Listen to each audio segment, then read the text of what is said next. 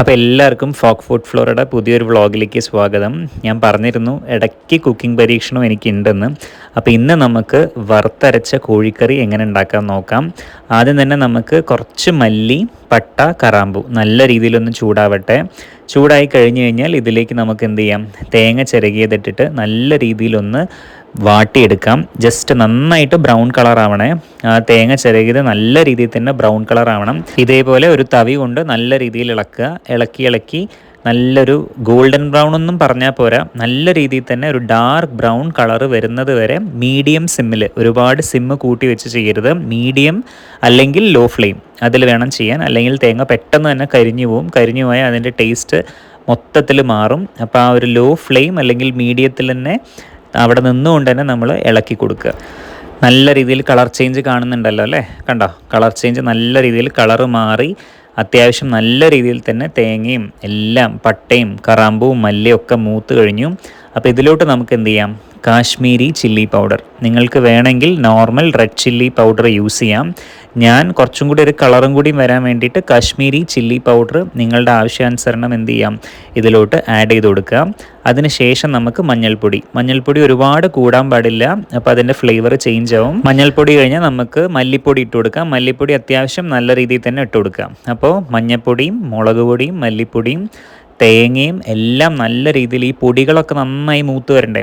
അപ്പോൾ മൂക്കുന്നത് വരെ ലോ ഫ്ലെയിമിൽ ഞാൻ സജസ്റ്റ് ചെയ്യും. ആ ലോ ഫ്ലെയിമിലിട്ടിട്ട് നന്നായി ഇളക്കി കൊടുക്കുക. പ്രത്യേകം ശ്രദ്ധിക്കണം, നമ്മൾ നല്ല രീതിയിൽ പൊടികളും തേങ്ങയും ഒക്കെ മൂത്ത് കഴിഞ്ഞാൽ മാത്രമേ ഫ്ലെയിം ഓഫ് ചെയ്യാൻ പാടൂ. പെട്ടെന്ന് ഒരു ധൃതിയിൽ നമ്മൾ ചെയ്ത് പെട്ടെന്ന് ഉണ്ടാക്കണം എന്നുള്ളൊരു കാഴ്ചപ്പാടാണെങ്കിൽ ഇത് നല്ല രീതിയിൽ മൂത്തിട്ടില്ലെങ്കിൽ നമ്മളെ കറീൻ്റെ ടേസ്റ്റിനെ വല്ലാതെ ബാധിക്കും. ഞാൻ കാണിച്ചു തരാം ഏതൊരു കളറിലാണ് നിങ്ങൾ സ്റ്റോപ്പ് ചെയ്യേണ്ടതെന്ന്. കണ്ടോ, ഇതാ ഈ ഒരു കളറാകുമ്പോൾ, ഒരു ഡാർക്ക് ബ്രൗൺ കളറാകുമ്പോൾ നിങ്ങൾക്ക് സ്റ്റോപ്പ് ചെയ്യാം. ഇപ്പോൾ നിങ്ങൾ കുറച്ച് വെളിച്ചെണ്ണയും കൂടിയും ഒഴിച്ചു കൊടുക്കാം. വെളിച്ചെണ്ണ ഒഴിച്ചു കൊടുക്കുന്നത് എന്താണെന്ന് വെച്ച് കഴിഞ്ഞാൽ നമുക്ക് ചട്ടിയിൽ നിന്ന് പെട്ടെന്ന് തന്നെ വിട്ട് കിട്ടുകയും ചെയ്യും. അതേപോലെ ആ ഒരു വെളിച്ചെണ്ണയും തേങ്ങ, ആ മുരിഞ്ഞ തേങ്ങയും കൂടി നല്ല രീതിയിൽ മിക്സായി ഒരു ഫ്ലേവറും കൂടി നമുക്ക് വരും കറിക്കകത്തോട്ട്. അപ്പോൾ അതുകൊണ്ടാണ് തേങ്ങ മൂപ്പിച്ചതിന് ശേഷം ഉടനെ നമ്മൾ ജാറിലിട്ട് അടിച്ചെടുക്കാണ്ട് വെളിച്ചെണ്ണയും കൂടി ഒഴിച്ചിട്ട് നല്ല രീതിയിൽ ഒന്ന് ഇളക്കി ഒരു 5 മിനിറ്റോളം പിന്നെയും ലോ ഫ്ലെയിമിലിട്ട് ഇളക്കി നന്നായി യോജിപ്പിച്ചതിന് ശേഷം എന്ത് ചെയ്യാം, ഒരാളെയും കൂടി നമുക്കിതിൽ ആഡ് ചെയ്യാനുണ്ട്. മറ്റാരുമല്ല, നമ്മളുടെ കറിവേപ്പില. അപ്പോൾ കറിവേപ്പിലയൊക്കെ നമ്മൾ ആഡ് ചെയ്യുന്ന സമയത്ത് നമ്മളുടെ ഇഷ്ടാനുസരണം ആഡ് ചെയ്യാം കേട്ടോ. അതായത് എനിക്ക് പേഴ്സണലി കറിവേപ്പില ഒരുപാട് കറികളിൽ ഇടുന്നത് ഇഷ്ടമാണ്. ഞാൻ കറിവേപ്പില കറി കഴിക്കുന്ന കൂട്ടത്തിൽ കഴിക്കുന്ന ഒരാളും കൂടിയാണ്. ഞാനങ്ങനെ മാറ്റി വയ്ക്കാറില്ല.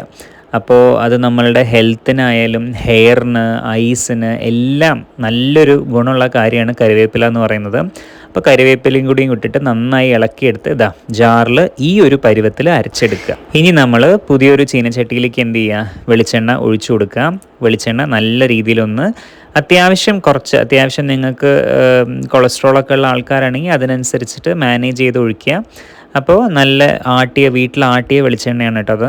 അപ്പോൾ ആട്ടിയ വെളിച്ചെണ്ണയിലേക്ക് നമുക്ക് എന്ത് ചെയ്യാം, സവാള കുനുകുനാന്ന് നല്ല ചെറുതായി അരിഞ്ഞതാണ്. സവാള അത്യാവശ്യം ഉണ്ടായിക്കോട്ടെ, കാരണം കറിക്ക് നല്ലൊരു സ്വാദും കിട്ടും.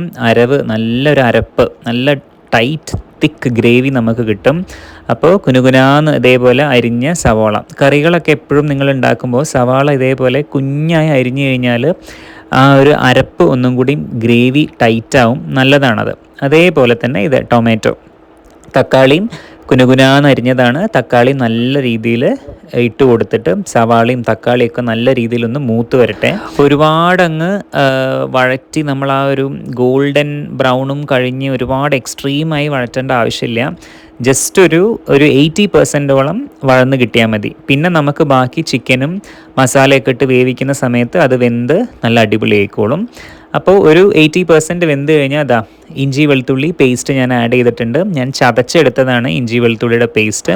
അപ്പോൾ അതിൻ്റെയും കൂടിയും പച്ചമണം ഒന്ന് മാറി വരണം. അപ്പോൾ എല്ലാം കൂടിയും ഈ ഒരു മിശ്രിതം നല്ല രീതിയിൽ തന്നെ ഒന്ന് ലോ ഫ്ലെയിമിൽ കടന്ന് കണ്ടോ ഈ ഒരു പരുവാവണം.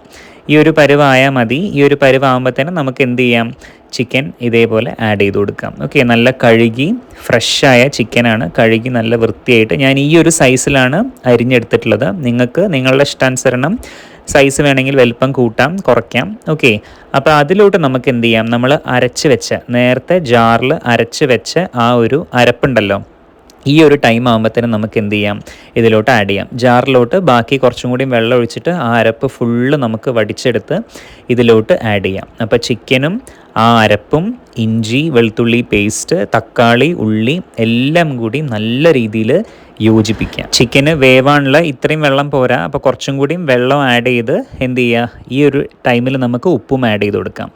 അപ്പോൾ അത്യാവശ്യത്തിന് വെള്ളം ഉപ്പൊക്കെ ഈ സ്റ്റേജിൽ നമുക്ക് ആഡ് ചെയ്ത് കൊടുക്കാം. ഉപ്പ് കുറവാണെങ്കിൽ പ്രിപ്പയർ ആയതിനു ശേഷം നമുക്ക് ടേസ്റ്റ് ചെയ്യുമ്പോൾ കുറവാണെങ്കിൽ പിന്നെ ആഡ് ചെയ്ത് കൊടുക്കാമല്ലോ, കുഴപ്പമില്ല. അപ്പോൾ ചിക്കൻ വേവാനുള്ള വെള്ളവും എല്ലാം ഒഴിച്ചു കൊടുത്തിട്ട് എന്ത് ചെയ്യാം, നമുക്കൊന്ന് അടച്ച് വെച്ച് തന്നെ വേവിക്കണേ. അടച്ച് വെച്ച് വേവിച്ചാൽ മാത്രമേ ആ ഫ്ലേവറൊക്കെ നല്ല രീതിയിൽ ഇറങ്ങുള്ളൂ ഇതിലേക്ക്. അപ്പോൾ ആ വേവുന്ന സമയം നമ്മൾ പാഴാക്കണ്ട. വേറൊരു പാനിലേക്ക് ചെറിയ ഉള്ളി കരുവേപ്പില വെളിച്ചെണ്ണ നല്ല രീതിയിൽ മൂപ്പിച്ചെടുക്കാം. അമ്മ ഇന്ന് ചിക്കൻ ഫ്രൈ ഉണ്ടാക്കിയിരുന്നു ആ ടൈമിൽ. അപ്പോൾ അതിൽ വന്ന് ബാക്കിയുള്ള വെളിച്ചെണ്ണയിലാണ് ഞാനിത് മൂപ്പിച്ചെടുക്കുന്നത്. ഈ ഒരു ചെറിയ ഉള്ളി ഇതേപോലെ എണ്ണയിൽ മൂപ്പിച്ച് കറിയിലേക്ക് നമ്മൾ ഇതേപോലെ ഒഴിക്കുന്ന ആ ഒരു സ്വാദുണ്ടല്ലോ, പറഞ്ഞറിയിക്കാൻ പറ്റാത്തതാണ്. ആ ഒരു മൊത്തം കറിയുടെ ടേസ്റ്റ് തന്നെ ഈ ഒരു സ്റ്റെപ്പിൽ മാറുന്നതായിട്ടാണ് എനിക്ക് പലപ്പോഴും തോന്നിയിട്ടുള്ളത്. ഈ സ്റ്റെപ്പ് അപ്പോൾ നിങ്ങൾ ഒരിക്കലും സ്കിപ്പ് ചെയ്യാൻ പാടില്ല. അപ്പോൾ അതാ നമ്മളുടെ ചിക്കനൊക്കെ പാകത്തിന് വെന്ത് വെള്ളമൊക്കെ വറ്റി അരവും മസാലയും എല്ലാം നല്ല രീതിയിൽ പിടിച്ച് നല്ല കുട്ടപ്പനായ വറുത്തരച്ച നാടൻ ചിക്കൻ കറി റെഡി ആയിട്ടുണ്ട്. അപ്പോൾ എല്ലാവരും ട്രൈ ചെയ്ത് നോക്കുക.